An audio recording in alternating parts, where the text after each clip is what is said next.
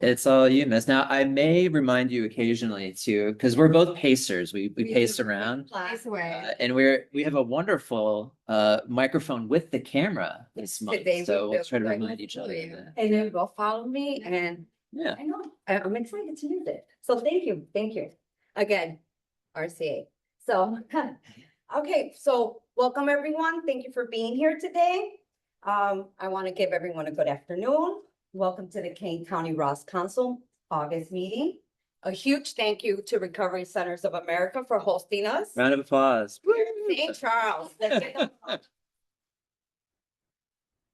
And I want to welcome everyone on Zoom. Thank you for being here. Again, I'm Annette Villarreal.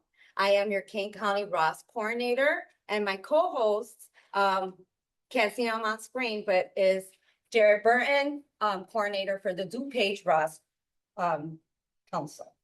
So before we dive in, I wanted to acknowledge that August is Overdose Awareness Month. It's a time to remember the lives lost and to renew our commitment to prevention, treatment, and recovery. Every person we've lost was someone's family member, friend, or neighbor. I'd like to ask everyone in person and online to pause with me for a moment of silence. I want to hold space for those we've lost, for their loved ones, and for everyone still fighting for their recovery. So if you just take a few seconds, I'm going to appreciate it.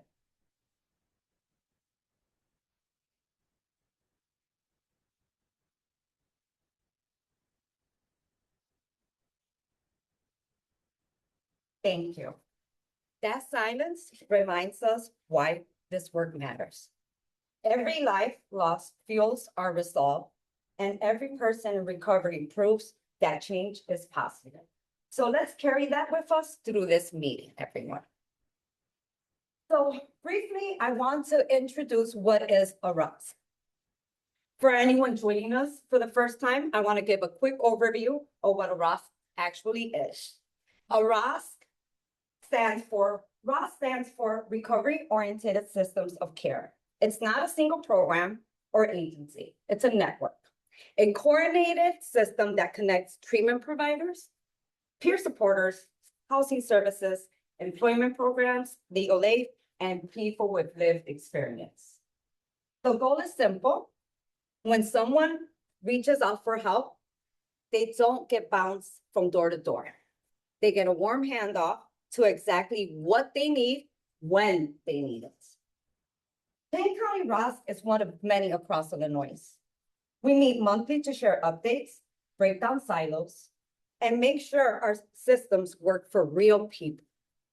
Everyone here, whether you're representing an organization or you're just here as a community member, you're part of that network. Your voice always matters. So briefly. Hey, you got some more people in person. Come on in.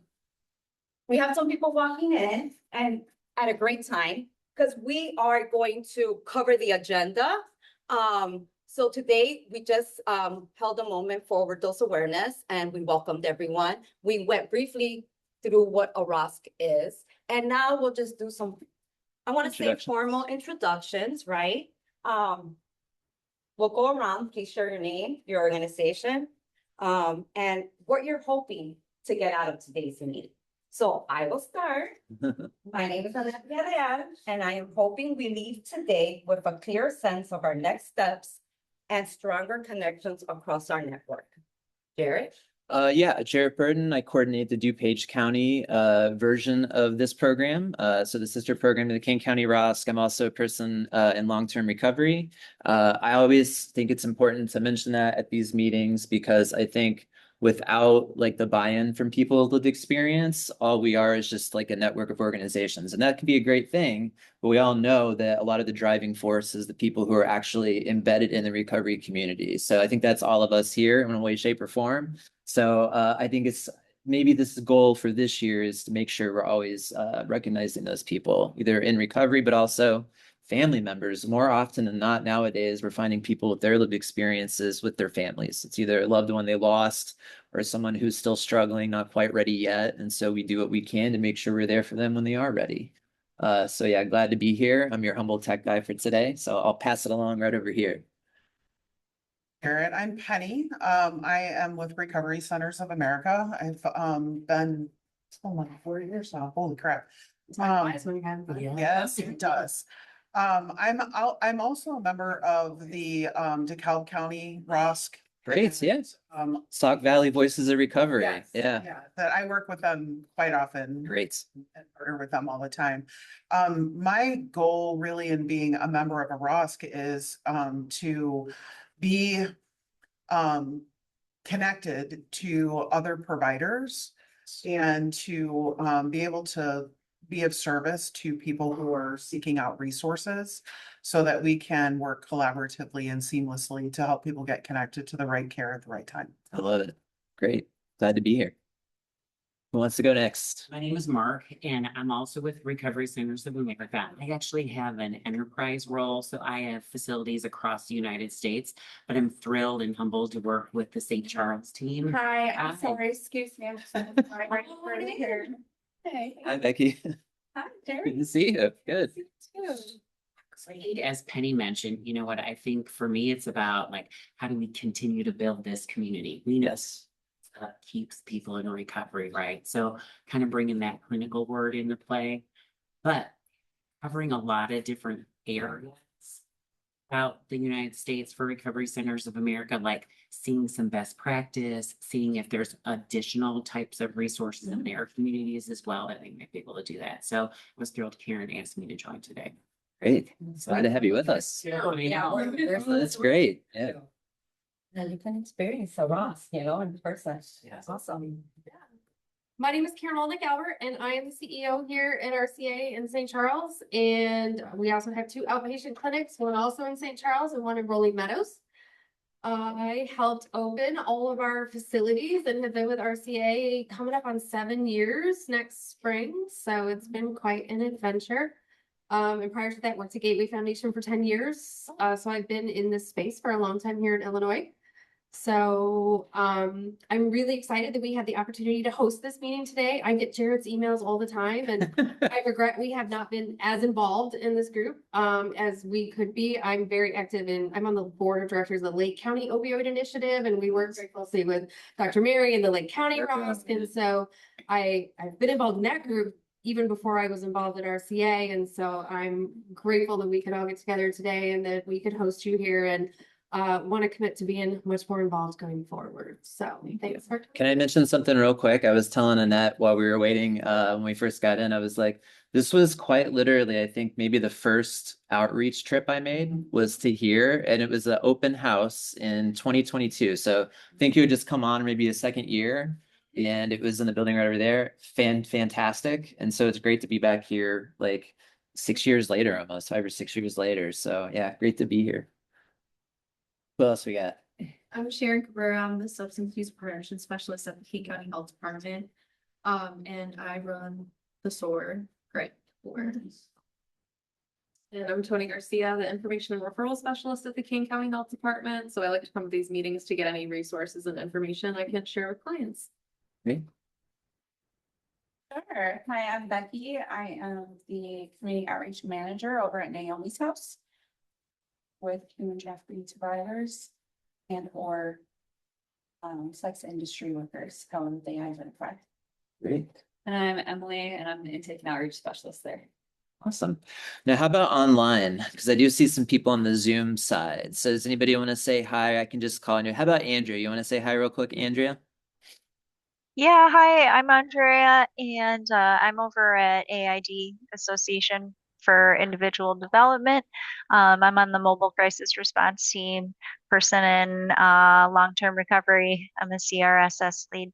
So thank you guys for Great. doing this. Thank you. Danielle. Hey everybody, my name is Danielle Heffernan, and I am the CORS coordinator at Serenity House Counseling Services. CORS brings peer support services out into the community, and Kane County being one of those communities. So grateful to be here. Oh, and I'm also somebody with lived experience and in long-term recovery. Awesome. Our friend Becky. Hi, you guys. I'm sorry I couldn't make the trip out to that amazing campus there in St. Charles, but Becky with Rosecrans. Thank you guys for hosting and for all that everybody does. Yeah, my hope is just to always stay connected so we all know when someone's in need, we can hopefully get them in treatment somewhere quickly. Great. Good to see you as always, Becky. And one more. It says Kay Glover. I don't want to mispronounce a name there. Sorry about that. okay. My name is Kelly Glover, and I am the substance use and co-occurring services supervisor at Ecker Center, and just wanting to get more involved with community partners, build stronger relationships, and learn more about available recovery resources. So yeah, happy to be here. Great. I think that was everybody on the Zoom side. So Thank you everyone for such great introductions. You know, and one of the biggest things the ROSC loves to do is making connections, right? Because again, oh, yeah. you know, reiterating what Jared just said, we can't, you know, we don't exist without all of you guys. So it's always an honor to introduce everyone and connect people. That's like one of my favorite things to do for us. So with that said, Where do you want to go next? we are going to start with our interview with our gracious host Yeah. here. I know that Nicole, that isn't here today, had mentioned that I would be talking with Penny. So Penny, if you're ready, I'm gonna just ask you a few questions. Rapid fire. Rapid fire, yeah. There's a bonus round, and then we'll keep it going. Yeah. Friend, if you Usually at the, you know, when we host our meetings, we always ask, you know, graciously to see if anyone will host us. And we were honored when Nicole, you know, said that she would host us and we would be on this beautiful campus, you know, because the scenery is just, that in itself is just wellness, you know, it's just wellness. So it's a beautiful campus. We are very honored to be here with you today. Are you guys just like super excited to come to this campus every day? Like maybe whenever I see it, She said, yeah, she said that when she worked here, that's how I would be. They'd be like, I want to go on a walk, and I'm like, Sure. okay, let's go. Yeah. I have gym shoes under my desk. I would too. Yeah, This is amazing. I would too. So, and even the drive here was amazing. So, Penny, I'm not gonna formally introduce you. You might want to say what your title is, just because we did formal introductions. So if you just wanna, you are the senior outreach manager, is I that am. correct? Okay, Senior outreach manager, which is just really another title for, you know, I am running around being a chaos coordinator. Not nearly as much as Karen, but just coordinating chaos in the community. okay. So, and I didn't mention it before, but I am somebody in long-term recovery and have lived experience on all sides of the addiction disease. Yeah. So that's kind of what brings you into this field. Yeah, I honestly didn't even know my job was a thing. I was in the I didn't healthcare. either when I got into it. I was in the healthcare industry for a number of years and you know, in recovery, and I'm like starting to feel sort of restless, like I'm supposed to be doing something different.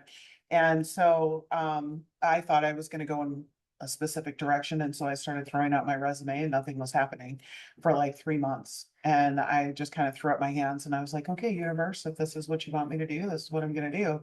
And a couple of weeks later, I got in contact with RCA. And I was like, oh, so this is what we're doing now. And that was in May, I think April or May of 2022, and I've never looked back. Yeah, Is that when you guys opened up? no. We opened on September 1st, 2020. So we have been operating for a little while before Penny joined us, but not too long. Nice. Chris, part of like the founding, like starting it up. Nice. We probably had a couple of Chris's. Do you know what role that they were in or what who you met them? Never mind. We'll figure it out. So Penny, here at RCA in St. Charles, I wanted to ask, What levels of care do you guys offer here? The great thing about RCA is that we have all levels of care. So on this campus, we have detox, and we have residential, and then we have a recovery home. So we've got those 3 levels here, and then we have 2 outpatient offices, one located here in St. Charles and another one in Rolling Meadows. So we do medical detox, residential, the recovery home. Oftentimes people are stepping down, they're not quite ready to go home. And so we have that extended care option here for them. And the room and board is what? $30 a day. $30 a day. I knew it was very inexpensive. So room and It's a board. pretty is good bargain for $30 a this area. day. Yeah. $30 a day. Yep. Includes all their meals. Yep, and includes their meals. Yeah. And then, like I said, at our location on Cardinal Drive here in St. Charles, we have our outpatient office, which has intensive outpatient, partial hospitalization programming, general outpatient and MAT, and then same services at our Rolling Meadows location. So we have the full continuum. That's cool. And it is for men and women, correct? Correct. 18 and older. Like 18 and older. Yes, we don't work with the kiddos, but we certainly can connect anyone who has that need to the correct resources. How long is the stay for the like recovery homes? How long can they choose to stay here? Is there a length of stay, or is it just kind of? It varies. So Varies. I'll tell you, sorry. No. That's good. Yeah, we can. So we run our recovery home much more restrictive than maybe some community-based recovery homes because it's here on the campus. And so people can't have cars. They're not coming and going to work. Like they're engaged in our outpatient program. They stay here on the campus. And then in the evening, they have their own recovery program. They're going to meetings in the community. We're doing some grocery shopping and life skills and job searching and 12-step groups here. And we do different clinical groups here. And so, but people who want to return to work, want to be closer to their families, want to be able to leave and come back by curfew. That's not what we're doing here. So I think most people stay here 1 to 3 months because by that point in time, they're ready to get back to work and get back to family and gradually less restrictions. And so I think that's why our length of stay is a little bit shorter than maybe some other recovery homes. Yeah. But that being said, we have had people that have stayed here longer. It just really depends on their individual situation. The other question I had too was you mentioned 12-step, but I think you've also talked about like different types of meetings here. So I'm sure you give them like options, right? So it's not just Was we know there's not just one path to recovery, and so it's really our job here to educate people on all different types of tools. And so we talk to people about, okay, you say that's not for you, but let's just look at everything. Let's just try everything, and then we can kind of pull in what you think works for you and maybe what doesn't work for you, and that's okay too. So we do smart recovery meetings here. We've had celebrate recovery meetings here. We would actually love to host more community meetings here, and we put some feelers out, and some of the feedback we get is, oh, it's too far. I'm not driving all the way out there, which makes sense. we'll talk. Yeah, so it's an opportunity for us to host more open meetings here. We certainly have the space for doing that. We do have our Bridging the Gap group that comes here. We have some Smart Recovery that comes here. We do a large speaker meeting on Friday night that is often our alumni now, which is super. Nice. Been here long enough. We have lots of alumni who like to come back to speak. So we do that. And then on Wednesday nights, we have our alumni meeting here, which isn't necessarily a 12-step meeting. It's more of an alumni support meeting. We had 78 people here last night. So That was my follow-up, which was for a while, I've been aware of your guys' alumni network because it is such like a strong network. I mean, I think the times I was here, that was one point that people were making sure that I knew or was taken back to our team, which is like, hey, they got a great alumni network over there. You might be able to take some tips from it. Service projects too. And so if there's any organizations that can think of a service project for our alumni, Henry would love to connect with you. Like they have served meals at different places. We've coordinated some donation drives. We'll definitely talk. Language. We'll talk more just a little bit. Yeah. Thank you for sharing that. So from RCA's perspective, what do you guys believe are the biggest barriers people are facing when trying to access maybe treatment? Maybe just here in King County or just in general? From my perspective, the biggest barriers when someone is either unfunded or has Medicaid, it's bed availability. That is the biggest. I did a little bit of research a couple of years ago, and I found that in Illinois alone, annually, we are short 19,000 Medicaid beds. 19,000 beds. So there's a huge need, but there's not enough bed availability. So I think that if there's one thing that is a huge barrier, it's that. The other thing that I have found too is that oftentimes family members, like when someone's reaching out for help because they want to get into treatment, they're not doing this because they're having a great day. They're in super high crisis mode. Yes. Right? And so they don't know how to navigate the maze of what is available to them, who takes what insurance, those types of things. So I think one of the things that we do really, really well at RCA is connecting to people regardless of payer source, regardless of the destination. We're going to engage with that person. And if it's not someone that we can take at RCA, maybe it's an insurance issue, Yes. maybe it's a distance thing, whatever. We are going to connect them to a provider that is in network or accepts folks that are unfunded and has an available bed. Don't you guys do grants too? Not as much recently because we've been much more highly occupied. That's been a little bit more of a challenge. But we also have been working with the state of Illinois for years to try to get Medicaid funded here. And the state of Illinois classifies us as an IMD and says that we're not eligible for Medicaid funding in the state of Illinois, even though we know that there's a waiver. And so there's a lot of things. And I'm a little bit more hopeful. We're getting some traction now with the merger between substance use and behavioral health into DBHR. And some new leadership and some kind of fresh ideas that maybe eventually we will be able to do that. We did just get Medicaid certified for outpatient, and so That's great. in the very near future, we will be able to serve Medicaid in our outpatient clinics, both of them. That is our goal. We're working on contracting right now. But we're still just kind of stuck with the state of Illinois on certifying the campus right now because we are more than a 16-bed program. Yeah. So You mentioned, one day we will work through that. did I hear telehealth too? Is that something that's offered? We do telehealth, yeah, so Yeah. we can, an outpatient, we can serve telehealth to anyone across the state of Illinois. We're fortunate in Illinois, they have very strong telehealth laws, Yeah. and so that really helps us keep people connected. Yeah. Well, with that in mind, I would ask, how do you guys help the clients or patients transition between like the different levels of care and, you know, services that you guys provide? So from our case management standpoint, we are reaching out, like from the time that they're getting here, we're already discharge planning. Oh, And we're interesting. looking at, do they need to go to sober living? What do they are? Ideally, we'd like them to go through the full continuum, right? So we want that care to be continued through an outpatient provider when they leave here.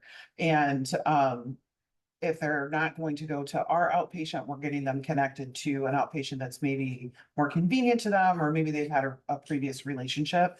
And we make sure that, and I think it's like 98 or 89% of the time, the folks that are leaving have a confirmed appointment and are aware of that appointment 7 days prior to discharge. So we're really doing a lot of work on the front end to make sure that they are well supported when they leave. And then also encouraging them to have that connection in the recovery community, whether that's, AA, smart recovery, Dharma recovery, secular sobriety, whatever that looks like for them.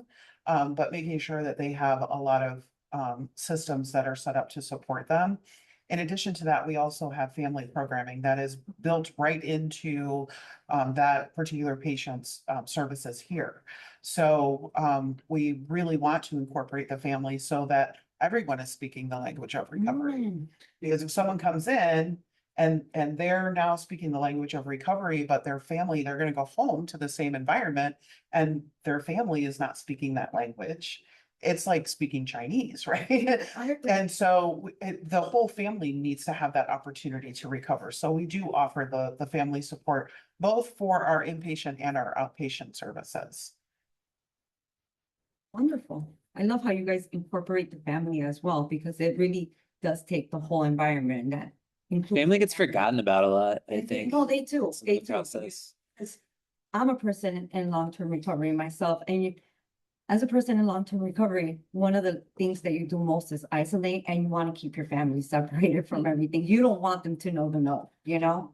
I mean, just for personal reasons, but just, just because. But it's nice that that your program is willing to invite the families, and they have that choice that if they want to come sit down and work with that family member and be prepared for when that family member comes back home, that's trauma informed, right? That's that, exactly what everyone should be doing. So We encourage them to have family sessions here. Also with our outpatient, we're talking with them about things like Families Anonymous, Al-Anon, other services that are there to support the family members.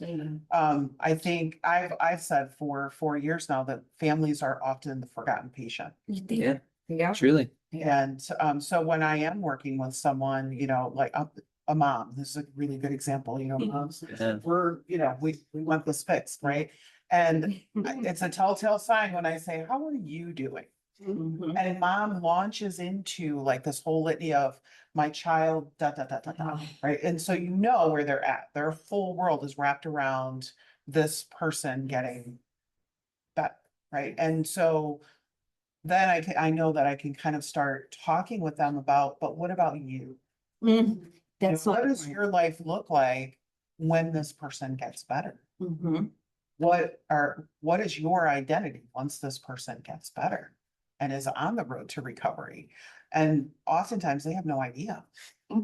They've completely lost their identity in trying to fix, manage, and control someone else's addictive behaviors. I feel So- like with my mom, she's funny because she's like got friends in the program now, and she'll be like, I'm powerless, just like using the lingo. But like even like when I'm a person in recovery. So let's say that first. But like even now, like I'm still her identity. Like it still hasn't changed. Like even though I'm better, it's still all about me, but in like a more healthy context. Positive way. But I am also an only child, so there's that part. Yeah. There's that. That's very important. For the only child. Yes. I have a question. Have y'all seen any trends change over the past few years, like substance wise, or like what you've seen success rates like change from one thing to another? I don't know, anything you've seen lately?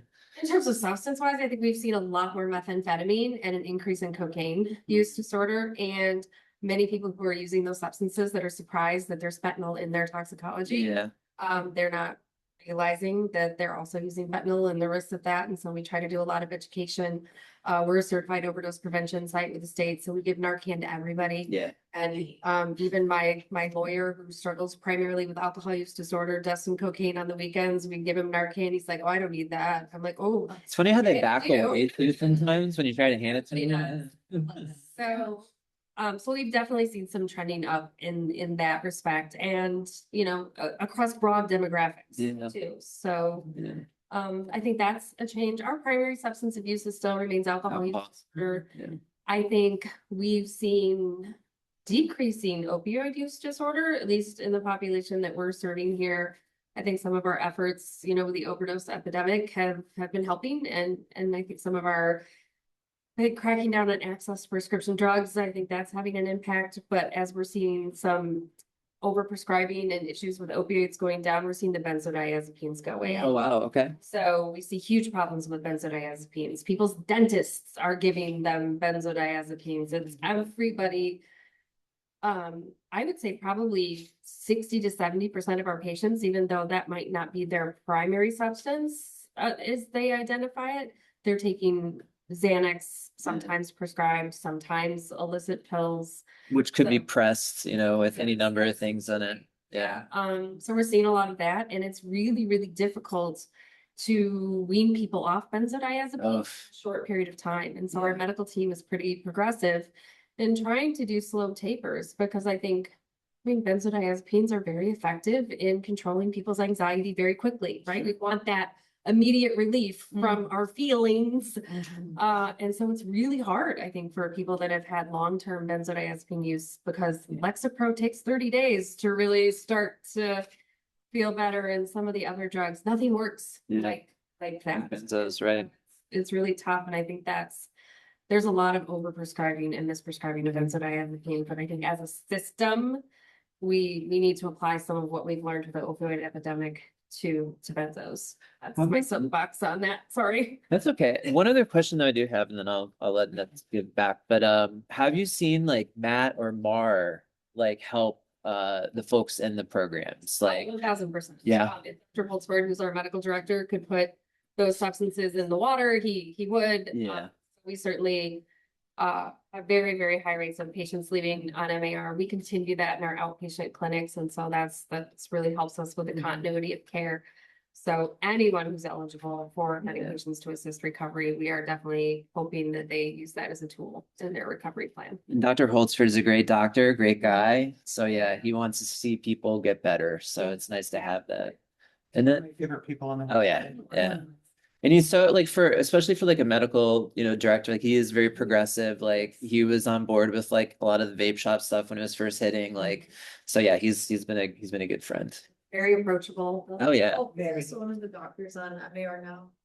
Yeah, he takes the hotline calls. Yeah. Thank you, Sharon, for reminding us. He's the best. He's the best. Yeah, he's all over He the sleeps. right. Yeah, hard to say. You show up sometimes, Gary. Go everywhere. Sunday night, 8:30, Birkenstocks and jeans. Yeah, very casual. Yeah, very casual. You know. Oh, wow. What a way. Yeah. Think we, Yeah, we could say thank you again for hosting us. Amazing location. and we really appreciate and thank you for all the services that you guys are providing. Again, I want to reiterate, I love how you guys bring the family and connect everyone together and how you make sure that the continuum of care. That's one of our biggest focus as a ROSC, and that's one of our biggest goals, right? So we truly, truly are on it and are happy to share all and have it beautiful. Yeah, so thank you again. Round of applause, everybody. Woo! Thank you guys so much.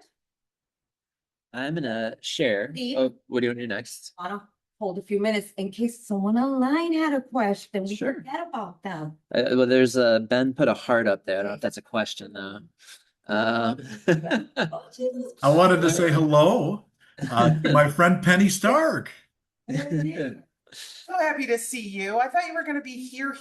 Oh, No, there's an event that I was at at the Lincoln Arts Center in Oh, Rochelle. that's right. So they That's were right. showing Recovery Found, and they're doing a fundraiser to try to get that Recovery High School rolling. So I Yes. wanted to be there to support that. I'm so sorry I can't be there. I'd love to be there and give you the business. Because your So I have to niece is give you here. the That's business good. online. I also want to say, Annette, I promised if I could find the internet connection in You my would. hotel, I would be here. You You'll never have to let me mark down, me Ben. tardy, 15 minutes late, but It's I'll okay. allow you. That's And, fashionably late. It's And okay for Recovery you, Ben. Centers of America looks beautiful. I wish I Oh, could be there. You missed the campus. If you would have saw the Man. campus, you would want to stay. I promise. Yeah, Anytime it you will wanna make come me see want to the campus, relapse, Ben. huh?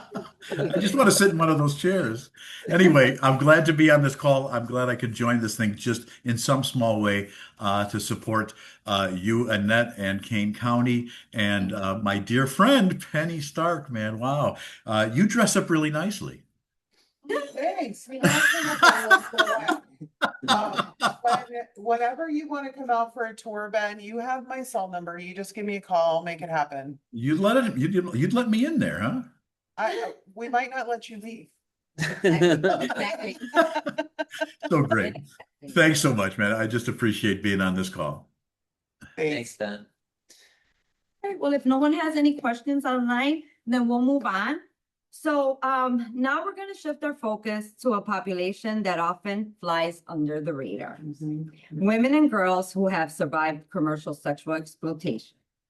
This is a hidden crisis happening right in our communities.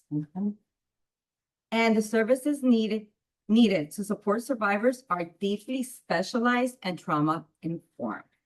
With that said, I am going to introduce Emily Ellis and Becky Zeller, who are here from Naomi's house. And I'm just going to have you guys introduce yourselves.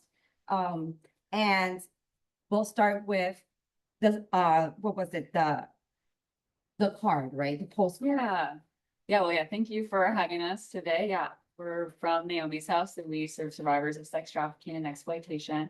And when we use that term sexual exploitation or trafficking, it's a bit more of a broad term than what you may initially think of when you hear that. And so when we talk about it, we mean anyone who's experienced any sort of exchange of sexual services for anything of monetary value. So that could be for rent, for drugs and substances, for protection, any form of prostitution. All of that is going to qualify someone for our services. We have, and then, yeah, so this is our info card on trafficking in the state of Illinois. And it also kind of shows some differences between sex trafficking versus commercial sexual exploitation. So trafficking usually involves like a third party. So like a pimp or a trafficker that is kind of facilitating the purchasing of sex. And then commercial sexual exploitation can be a little bit more nuanced. It could be like survival sex, like having sex to like stay at someone's place and have a roof over their head, or maybe again, like drugs or substances. And so we have like copies of this info card, and I would be able to virtually pass that along to you guys if you're interested in seeing that more. Otherwise, we have 3 different programs. So we have a reset program. That's our Kane County location. We also have one in Chicago, but it's in Kane, the Elgin area. That's going to be one of our drop-in centers. It's our lowest barrier program. And so there we offer case management, therapy, and community opportunities. So on Wednesday nights, they host a community dinner for clients that are currently enrolled in our program. And then there's childcare provided during that, and then therapeutic groups that evening. And the therapeutic group can vary based on what topic is needed. Oftentimes it does focus on recovery, because of course there's so much overlap in survivors of trafficking and people in recovery. And then of course at our drop-in centers, we have a clothing closet, food pantry, shower, washing machine, dryer. All of the basic needs can be met there. And you guys are familiar with case management, I'm sure, and very comprehensive care that way is available. We also have Reside, which is our residential program that's located in DuPage County. It's a 12 to 18 month program focused specifically on rehabilitation from someone's trauma experience. And then Rise is more of our day programming program where those groups that are therapeutic and life skills. We do employment coaching, and all of our everything we offer is going to incorporate the trafficking narrative. And so even like our employment curriculum is going to be specifically geared towards someone who's gone through exploitation. And so this flyer here, this is specifically for our Reset Kane County location. So that would be the drop-in center in Elgin that I mentioned. So if you guys are interested in seeing that more specifically, I'd be happy to forward that along to you guys. Oh, I think that was it on this, unless there was other stuff. Yeah. And Go ahead. And all of our services, so we only serve women who are over the age of 18. And our services are completely free.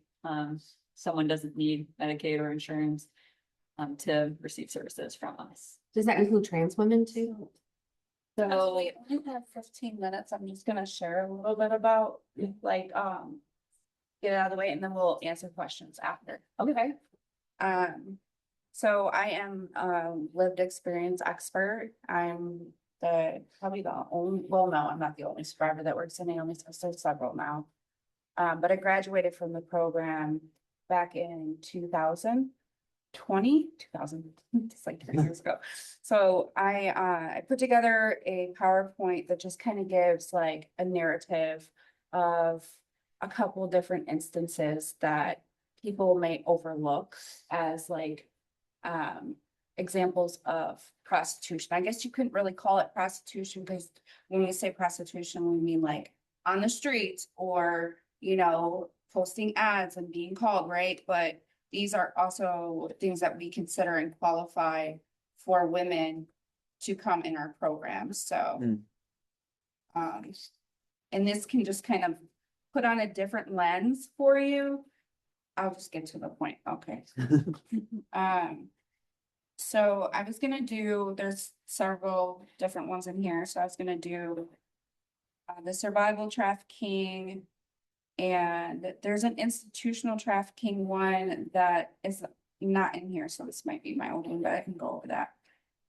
And I know the substance abuse traffic is pretty typical when it comes to like rehabilitation centers and women who come here. So basically substance abuse trafficked is what I titled it. And it's Alyssa started out smoking weed in high school, going to parties, hanging out with older guys. Alyssa thought she was cool. She started doing cocaine and having sex with the guys she was meeting. And then eventually she met the drug dealer who was fond of her because she was young and pretty.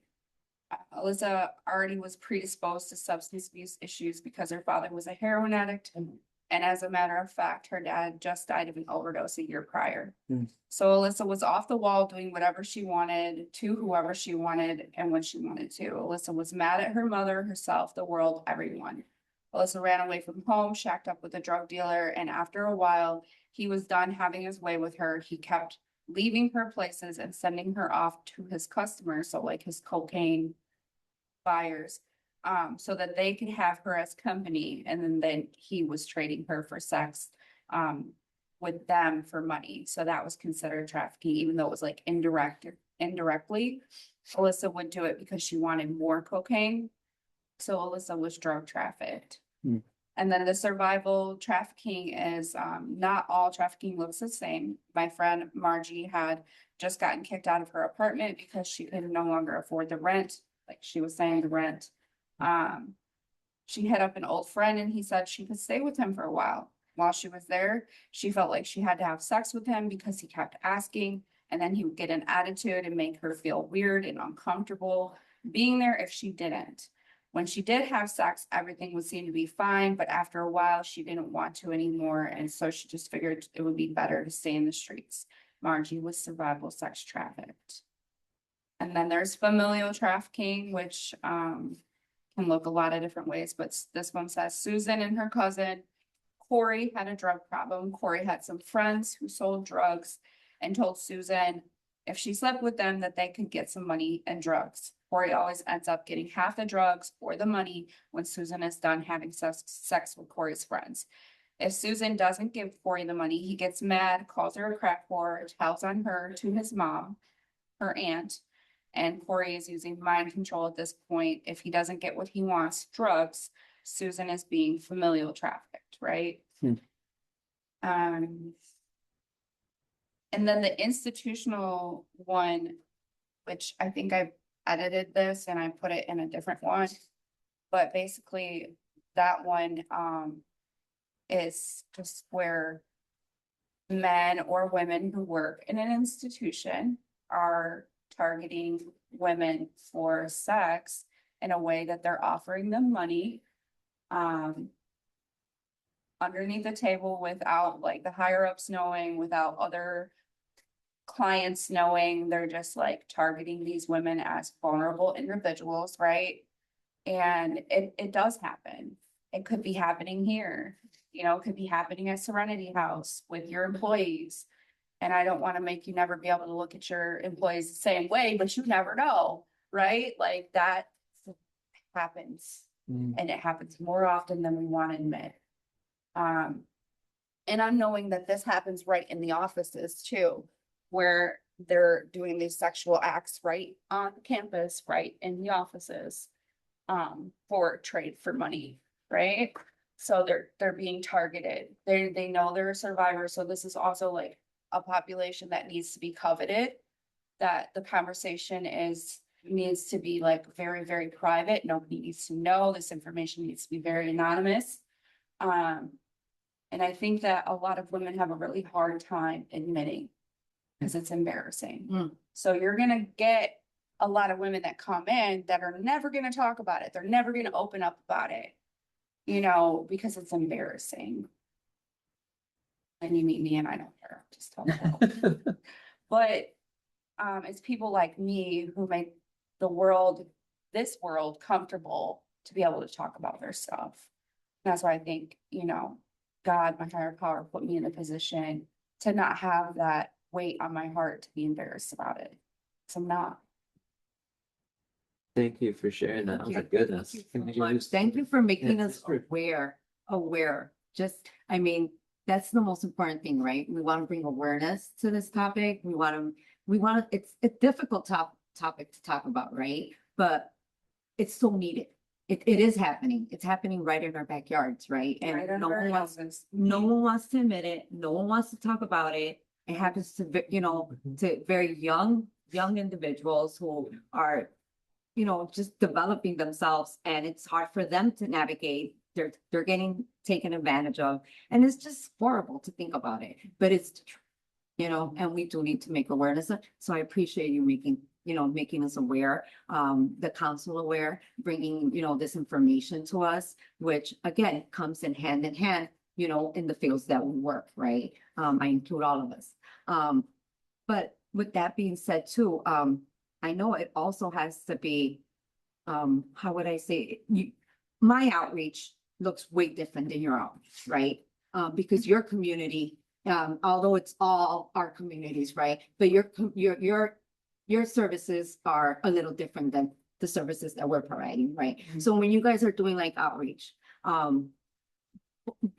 the places that you're doing outreach would be. Yeah, the strip club. We do go into the strip club.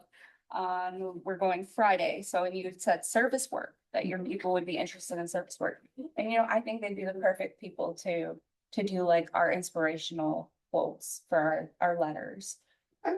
We have a large amount of women at the strip club that we go to, and the letters are a huge undertaking. So we do handmade cards for each one of the gift bags. Then we also do street outreach, so like Polk and Cicero and the Shamrock Hotel in Chicago, and there's several of them out there. Yeah, I mean, and it's always expanding. We're always trying to get in and find the next right move to find these women. We do the internet. We're on the internet doing text messaging outreach through our platform. It's called Freedom Signal, and we do that several times a week. We get a lot of replies. Do you have anything?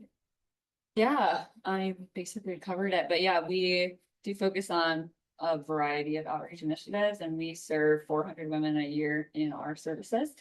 And that's the women who are like receiving some form of help from their experience, right? And that's just in the 3 counties that we're in, DuPage, Kane, and Cook. And so that's a very small fraction of people that are being exploited who we're serving. So if we're serving like 400, imagine how many are actually out there who are being exploited or not receiving help. And through our platform, Freedom Signal, that we do online outreach, which is basically, it's a platform that allows us to send messages to like a DM, basically, to sex ads that are posted online. And that platform can show us a little bit of like how many ads are being posted in a certain zip code. And in 1 week, there might be 1,000 ads posted in a zip code. And so, well, that's a lot. Yeah, so it's any given day, it's 1,000 plus. And then me and my boss were just looking at our data yesterday. So there's like the spreadsheet that you can look at, and year to date was 87,000 ads that we were pulling, and it's for us, 87,000 just for the 60187 area code, anywhere 30 miles. Yeah. Yeah. That's So when I talk about like startling. That is very And startling. the biggest problem would be like the amount of buyers. Oh, yeah. Right. And so that's like a whole other issue to address, but DuPage County is actually has the highest amount of like ads and trafficking in Illinois, and it's because there's more wealth in DuPage County. So Makes sense. Makes sense. How have y'all seen like, I know you mentioned it a little bit. Have y'all seen like social media change the work that you do? Like, are women being like exploited more through social media avenues? Like 100%. Yeah, the OnlyFans, taking their pictures and putting them on Facebook, and then using that to promote their OnlyFans. It's just like under a guise, like it feels like it's okay because it's like public, and there's this like false image of like being in control of your own exploitation, when like really that's not usually the case. Yeah. There's like other like managers behind it that actually have means of production, people behind you. Yeah. Right. Okay. I mean, I always say this, like the DV stuff is always so mind opening for me, because like I think I know stuff and then I'll hear new things. We're Even if always it's the learning. last time it was like, We're HT. sorry, I meant that. But like just learning those different parts, A, but B, like the overlap like the amount of percentage, of substance use and mental health that goes with that. I Mhm. mean, it's A lot, massive, right? Very high for women. I had a woman once who was here in treatment and she showed me it was like a catalog page. So it was a picture and things that she would do and it For regulars. saddest things I've ever seen. And she's like, she was like on a page with other women, like Oh, wow. that's many different shapes, sizes, Yeah, there's all like kinds of different. And she's like, oh, here's me. It was heartbreaking. And then they have these review sites that the tricks or dogs use, and they can go on and they can talk about the experience with the girls. And you can see it, like, Yeah. Wow. it's just kind of, it's really crazy. So, Like she was public great ratings or or she something? sucked, and then they get like a bad review. So it's like Yelp, but gosh. for prostitution. Wow. Yeah. So it's crazy how public it is. Yeah. And how much like there's nothing done about it. So yeah, the internet It's a has lot. changed it all. So with, I hate to cut it short because we're having such a great conversation, but I think we have like 10 minutes left. But I did want to ask, what does Naomi's house need right now? Like, do they need donations, volunteers? And with that as well, if somebody wanted to reach out to you guys to refer someone, how would they do that? If they want to donate, what's the best way to reach you guys? Yeah, well, for intake, I man our intake phone. So, and I brought some flyers for you guys Okay, perfect. as well. But of course, our intake line is on like our website, very easy to find. And then it's on our flyer as well, front and back. That I can hand out to you guys if you're interested in that. And the intake process is usually pretty brief, and includes like an assessment on their trafficking or exploitation experience to confirm eligibility. And as far as donations go, I mean, we are always accepting donations for our outreach bags, which we brought some today. We hand out, like this year, we're handing out 1,000 outreach bags to different agencies and organizations so that they can pass them along to people who they think are survivors of trafficking to get them connected to our services. So we always accept donations for that. Donations for our strip club outreach or street outreach as well. Sometimes those outreach bags vary a little bit. Yeah, I would say there's a link. I mean, we can On our pass that website. around, Mhm. but then we also have our own like little spot for outreach. So if you go to like get involved on naomishouse.org, there's opportunities for volunteering, like yard group. There's so many ways you can volunteer at Naomi's House, and it doesn't have to be on a consistent basis. It can be once a year, once a decade, whenever you want, but you have to go through a volunteer like training. Like we're also, of course, obviously very, safe about, who we allow, because our residential is in a non-disclosed location. So, And our drop-in centers too are confidential. yeah, our drop-in centers too. Yep, yeah. So there's all kinds of information on our website, but particularly I'm in outreach, so I'm gonna promote that. We'll be like, There's a link for that that just goes to our Amazon wish list, and we do need stuff for strip club outreach because it's a rather expensive outreach. So Okay, sure. Perfect. Yeah. Okay. Well, thank you. Thank you guys so much for Sorry, bringing. just one quick question, sure. So my question about trans women, are they eligible for services? we will serve trans women at our drop-in centers. Okay. However, they are not eligible for our residential, and that's Okay. just because of the communal nature and Any restrictions on medications in the residence, like Not really. or on buprenorphine or, okay, just want to make sure. Sometimes that's a very. Suboxone is good, Adderall is good, all of that. Yeah. Yeah, and you can always like follow up with us if you have any more questions. You can call the Yeah. intake line. Mhm. The intake line is open for like any sort of consultation, even if you have questions like, oh, I think I have a client who maybe has experienced trafficking, like, what do you think? You're welcome to call and ask questions like that too. Thank you so much, guys. Thank you again. Yeah, that was awesome. Is there anyone online that would like to ask a question? I don't see any at the No. moment. They may at some point, but Okay, I'm so gonna, do you want me to share or? the flyers. You doing? Okay. Yeah. Let's do that. Start sharing the flyers that we have of upcoming events.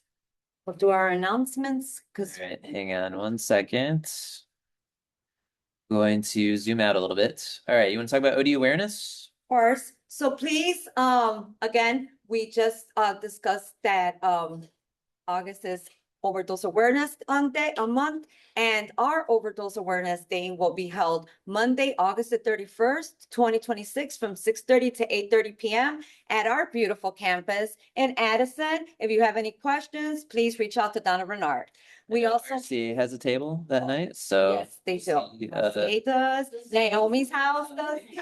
So we'll see each other again. We'll see.